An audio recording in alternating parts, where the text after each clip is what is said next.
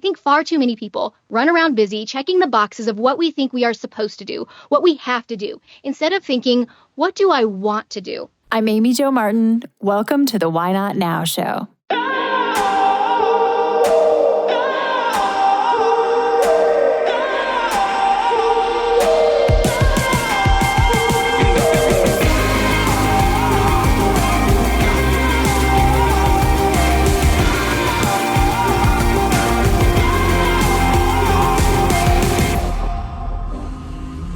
You know that thing you've been thinking about doing?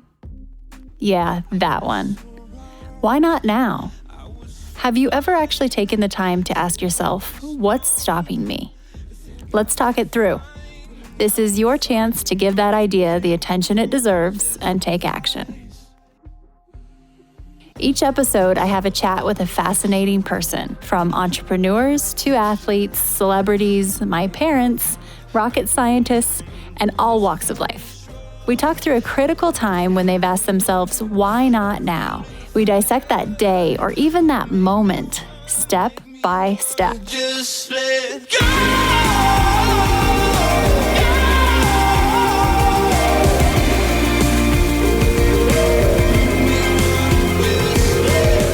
Our guest today talks about a situation that many of you may be finding yourselves in right now.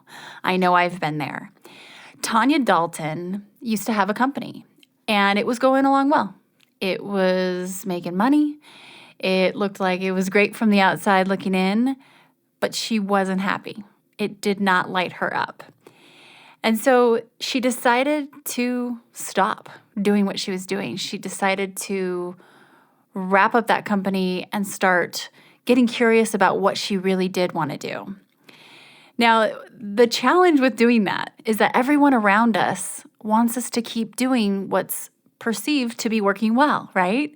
They think, why would you stop this? Why would you end this company that's profitable, that's, appears to be going along well? And it takes a really brave person to decide, no, this isn't working for me, especially with all of those outside voices.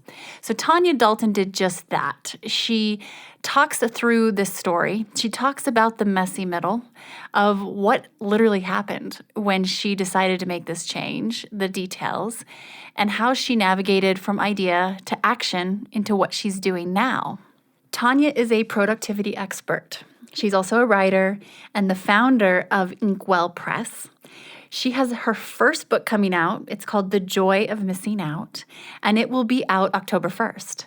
Tonya talks through some of the things that she had to do in order to land on what she wanted to do next. So you hear me talk a lot about finding that intersection of where your purpose, your passion, and your skill collide. So Tonya shares her journey and how she was able to arrive there. And being a productivity expert, you can imagine there are a lot of productivity tips sprinkled in throughout our conversation. So if you're doing something in your life that you feel like you're just ready to stop, you are done, this might be your sign. This specific conversation could be the sign that you need to capitalize on your moment of bravery and start making that shift, because why not now? We tackle the most taboo topics on the Why Not Now show. Oftentimes, you're hearing guests share things they've never shared before. In the spirit of things we don't typically talk about, you should know that the Why Not Now show is supported by Poo-Pourri, the original before you go toilet spray. It's magic. My friends at Poo-Pourri have literally taken the smell out of you-know-what. This pure blend of essential oils stops bathroom odor before it begins.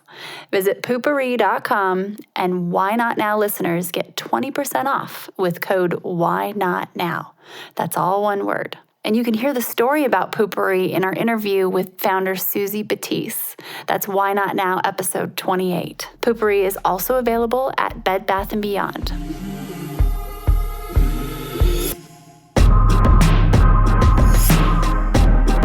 Tonya, welcome to the Why Not Now show. Thank you so much for having me. Absolutely. Let's hop right in the spirit of why not now. Can you tell me about a time when you had a big decision to make and you had to ask yourself, why not now? Yes, I can, because I've had a very big why not now moment in my life for sure.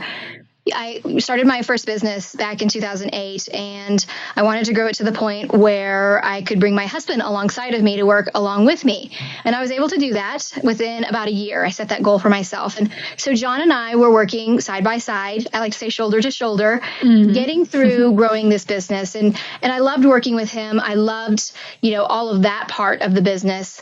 But in 2013, I looked at my husband, who I love very much and I enjoy working with, and I said, I'm not happy. I am not happy with this business. I don't feel like it's doing what I want to do to put forth good into the world, to really make the impact that I truly want. So what do I do? And, here I am running a thriving business that is the sole income for our family. It pays our bills. It paid the mortgage. It fed my kids the 3 meals a day that they do like to have. Mm-hmm. And I'm having this crisis of, I don't know what to do because I am not happy with what I'm creating. And so that was my why not now moment. Do I continue down this path of running a business that does well, that pays the bills, but doesn't really fill my soul?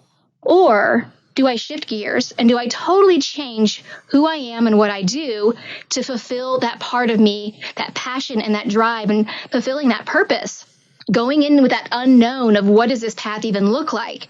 And so I hit this crossroad of, do you stick with safe and easy, or do you go with unknown and scary and yet ultimately, hopefully fulfilling? And so I sat down with my husband and he said, he's very supportive. And he said, tell me what it is you want to do. And I said, I don't know. I have no idea what it is I want to do. What if there is nothing that is truly fulfilling to me? What if this is all that there is? So I had to sit down and I had to make that decision that, okay, I am going to close this business that's doing really well. And I'm going to figure out what really has meaning to me. What is going to fulfill that part of me that's my passion and my purpose and my priorities. So I sat down and I created some exercises for myself to really dive into the heart of who I am. And I went for it. I said, why not now? Yeah, I could wait. 10 years. I could wait 5 years. I could wait 12 years. I could wait forever, thinking that maybe this isn't what's fulfilling to me, but it's still paying the bills. Or I can say, I'm going to go for it right now. Because if I can start today, that's sooner for me to make that impact I really want. And so that's what I did. I closed my other business and I opened up the doors to inkWELL Press. And to be honest with you, I haven't looked back because it was the best decision I could have possibly made. I took a gamble, I took a risk, and I bet on myself. And it was the right decision. And I really, truly believe that's part of why I work with people now. And I teach them that if you truly invest in yourself and what is truly meaningful to you, that's how you build a fulfilling life. It's a big decision to walk away from something that isn't really wrong, but it's not right? It's not like it was broken, but inside it didn't feel right, or maybe it did feel a little broken, or a maybe lot. I felt broken. There you go. It wasn't that the business was broken. It was doing well. It's just I didn't feel whole inside. I felt hollow inside because I didn't feel like it really checked the boxes of what is meaningful to me. And that's just not sustainable ever, right? I mean, you can't continue to do that and have a quality of life that will serve you in order even to keep serving that business. So what did you do before, just for comparison? So the business I had prior was I created wholesale jewelry for photographers. So I would take their images and I would set them into pieces of sterling silver, and I created heirloom quality jewelry that was designed to be passed down for generations with these photographs of family members in it. Okay.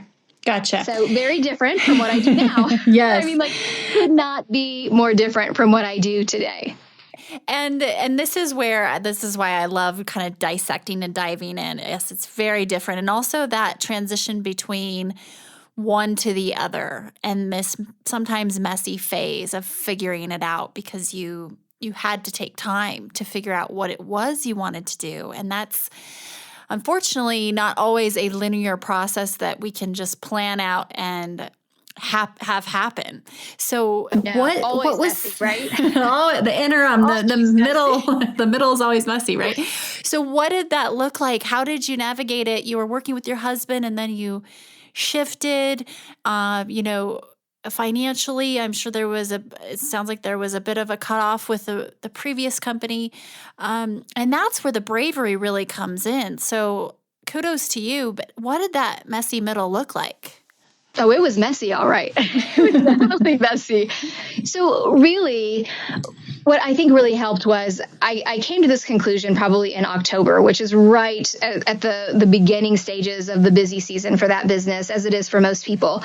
So I gave myself that time to really, between October and January 10th, I gave myself the grace to really just know that I was going to be making a change and just allowing that space to have that going in the background, knowing I was moving forward with the business I was in, but just temporarily for the next few months.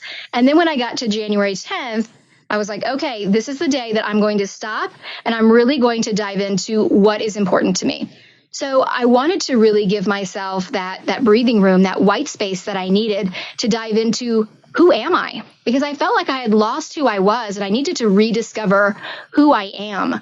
So I went through a whole process of really discovering what I now call your North Star, which is my mission statement, my vision statement, and my core values. Because I knew I wanted whatever I created to have meaning for me. And I knew it needed to fit that constraint of what I really wanted to do and what that vision was for my life. So in sitting down and going through this process and diving deep, and I think that this is one of the things I teach all the time with people, is that you really have to look backwards in order to move forward. You have to really look at your breadcrumbs. You have to look at what you've had passions with in your past. What are things that have been really meaningful? What have been the things that have been painful? And then turn those around and use them as springboards. And so that's what I did. I gave myself, a nice stretch of time to really dive into asking myself these questions and then combing through and just really honestly, unfiltered, writing down. And I just had pages and pages. And then I would go through and I would reread what I had written. And I started looking for patterns and I started looking for themes that I saw over and over again. And through this process, I found that there were 3 things that kept reappearing again and again and again throughout this process for me. So the first thing was teaching. I used to be a teacher, and I like to say in my former life, I was a teacher. And I think that once you're a teacher, you're always a teacher. I love teaching other people. So I knew that education and giving that service needed to be a part of whatever I did. I was really passionate about empowering women. I was doing a lot of small business coaching and helping other women grow their businesses the way that I did. And so I knew that I really loved seeing those light bulb moments in those women's eyes when they would get something and they would start moving forward in their business. And then the third thing was I was really passionate about productivity.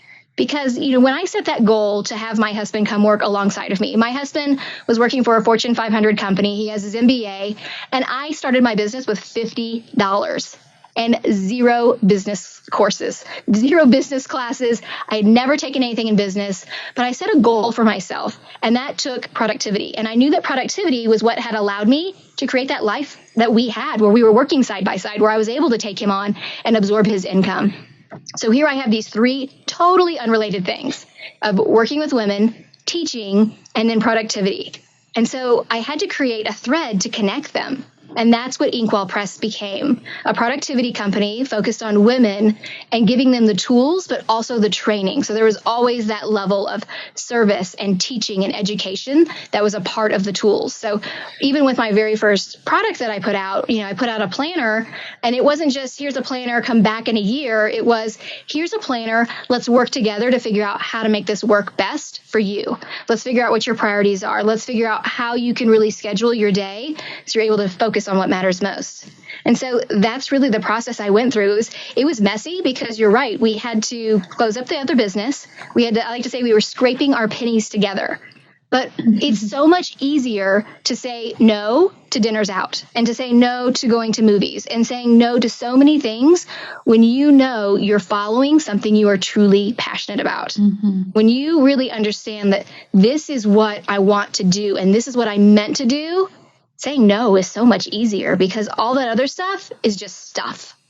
Absolutely. So I was really able to focus in on what I really wanted to do. And that was opening up the doors to inkWELL Press and beginning to make that impact and changing the lives of women everywhere. Oh, I really appreciate how you were able to create this mashup. And create is, you could not mirror or, use someone else's template for this. This was something you had to create because it's so unique. You're pulling together the education side of things, your teaching and passion for that, empowering women, productivity. And it's something I talk a lot about with the women I work with too, is that it can be a very nonlinear process and it can look so abstract from the outside. It's like, how do I take these three things and how in the heck are they going to come together? But you did it. And I think too, one of the things that I'm noticing about your story is there had to have been a point during that interim where, your ego was involved, or and maybe not just you, but in general with humans. When we end something, when we stop something, when I'm using air quotes here, quit something, it's, that's a brave move too, because you were moving towards something you wanted to go to, but that meant communicating to the outside world what was happening. And that's tough. I've been there before. We've all been there before in different capacities, but very publicly, and it doesn't always make sense to the outside world. So, okay, fast forward. Gosh, so that was 2013, you said. Here you are. You've written your first book. Not only have you grown this company, and you're doing it. You are absolutely doing it. How does it feel? And what has been the most surprising thing to you about this whole journey over the last 7 years? I love that question because you're right. You get into it and you really don't know where it's going to lead you. It's funny because I've had this goal, I've had this dream of being a published author since I was 12 years old. I remember being in my 6th grade teacher's classroom and sharing the book that I wrote, which was complete with pop-ups because, I've always been an overachiever. I saw it, by the way, online. It's very impressive. So, I've had that goal and that dream, but I would have never guessed that this shift in my life of that why not now moment, I never would have imagined that would have gotten me to achieve this goal that I'm at now. And you're right. It was so messy and it's not linear. And there's a lot of questioning, not just from yourself, but also from other people. I mean, people asked me again and again, how can you close the doors of a business that's doing well? How can you do this? What are you thinking? People thought I was crazy. But at the same time, I knew I wasn't really happy. I knew that what I was doing, while it pays the bills, it wasn't filling my soul. And I think there is so much to be said for that passion for life, for feeling at the end of the day like you crawl into bed and you feel good and successful and satisfied with your days. I think far too many people run around busy checking the boxes of what we think we are supposed to do, what we have to do, instead of thinking, what do I want to do? And really only checking 3 boxes of what we want to do instead of 50,000 of what everyone else thinks we should do. And that's why we run around busy and crawl into bed at night and think, I didn't do enough. Even though I was busy all day long, even though I worked all day long, I don't feel satisfied. And I knew for me, crawling into bed at night, feeling unsatisfied, feeling like I wasn't doing enough, that I wasn't enough, that was not okay. That I needed to make that shift and I needed to make that change. And the only person who can make that decision is me. That's who has to make that decision. It doesn't matter what everybody else thinks. It doesn't matter if people look at me and say, that is the craziest thing that you are doing right now. What mattered is that when I took the time to really uncover what was important to me and what was at the heart of my purpose, that I felt so strongly that that was really who I was at my core, that I could follow that regardless of what the naysayer said, regardless of what the people who told me that I shouldn't be doing this, and regardless of what my parents said or, the other business owners, I knew I had to do it for me. And that's truly what I think adds meaning to our days. When we live our days passionately, when we focus on what matters most instead of thinking about everything else that we are Yep. supposed to do. Mhm. We should on ourselves all day long. Yeah. I should be doing this. I should have done that. I should be thinking about this, instead of thinking, I want to do this. I get to do this. Right? And there's a really big difference. And I think when you start thinking to yourself, I get to have this life, I get to choose how I spend my days, Yeah. that's when life becomes so much more satisfying. And that's when it doesn't matter what other people think. What matters is that you are living a life of meaning. I hear you. I hear you 100%. And I think sometimes to the individual who's wanting the most out of their lives, there's this pull, this kind of tug of war that we find ourselves in. And you have all of this voice and this messaging around do more. Here's how you can hustle and grind and chase and do more and maximize your life with more. And then we have this other side where it's like, hold up, wait a minute, maybe the new thing is actually doing less and creating space. And I think sometimes people feel like they're in a bit of a tornado of, where do I belong? Am I trying to do more? Am I trying to do less? But let's talk about The Joy of Missing Out, your book. And I love that term, JOMO. JOMO is the new FOMO. I didn't realize, I don't know if you came up with the term or who did, but I absolutely love just this concept of let's flip the whole FOMO thing on its head and be proud of wanting what we want and doing what we're doing ourselves and taking 100% responsibility of it. Tell me about your book. How can we find more joy in missing out?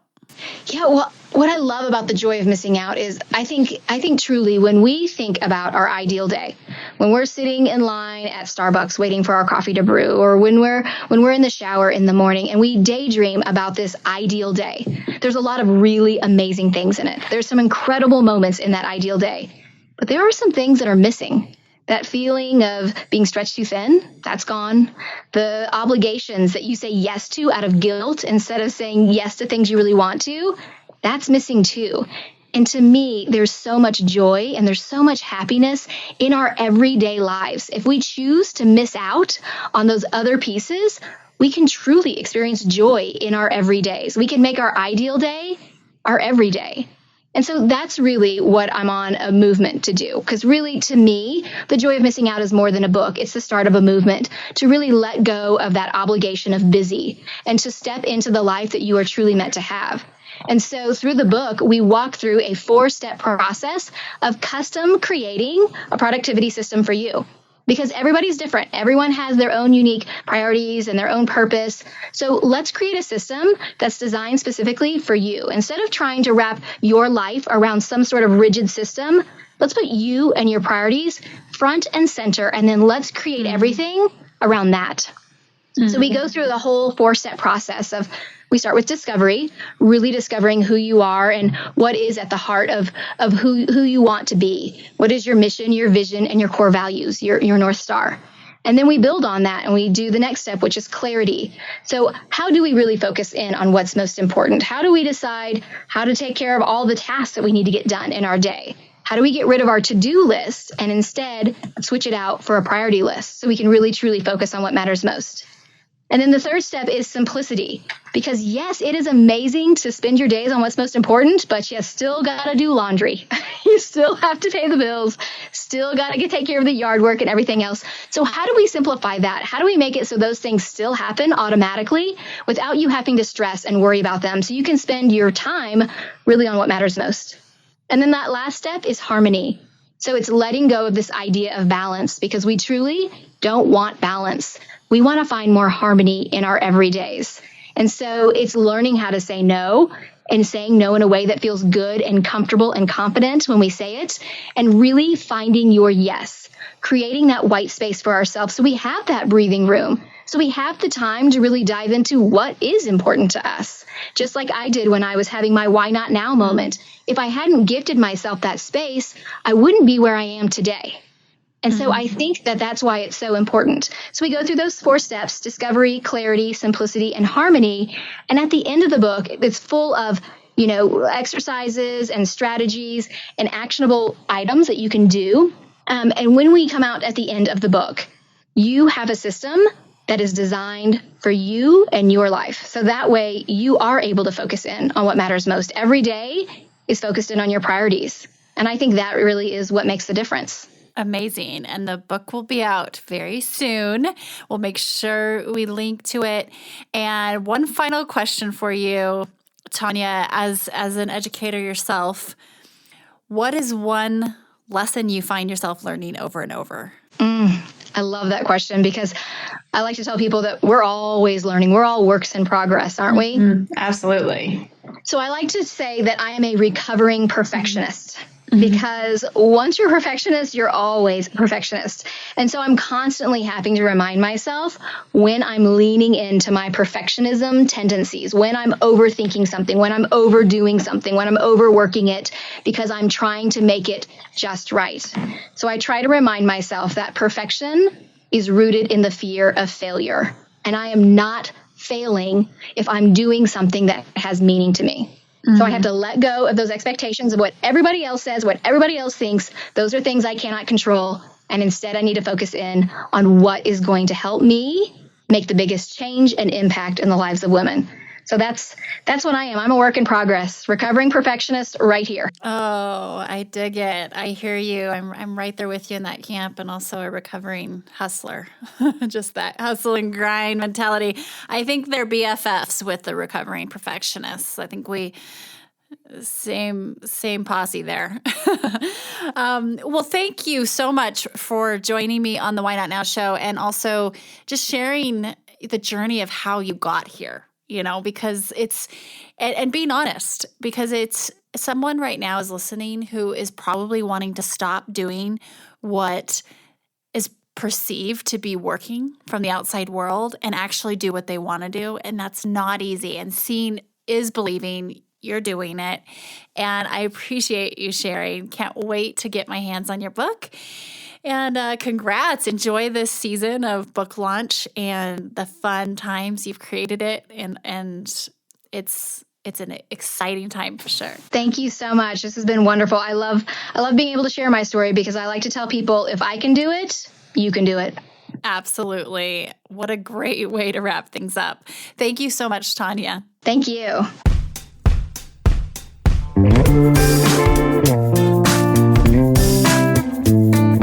Hey everyone, thanks for listening to the show. Hit me up on social media to let me know what you think. I'm at Amy Jo Martin on Twitter, Facebook, Instagram, and LinkedIn. And I want to hear your Why Not Now moments so I can share them on the show. Just send me a note to whynotnow@amyjomartin.com. For show notes and other offers, you can visit amyjomartin.com/whynotnow. And while you're there, don't forget to sign up for my email newsletter for exclusive content and announcements. A big thanks to Rock Salt Music for all of the tunes by the talented John Coggins. And of course, a hat tip to Richard Brewer for editing and producing the show. I'll see you next time. And until then, why not now?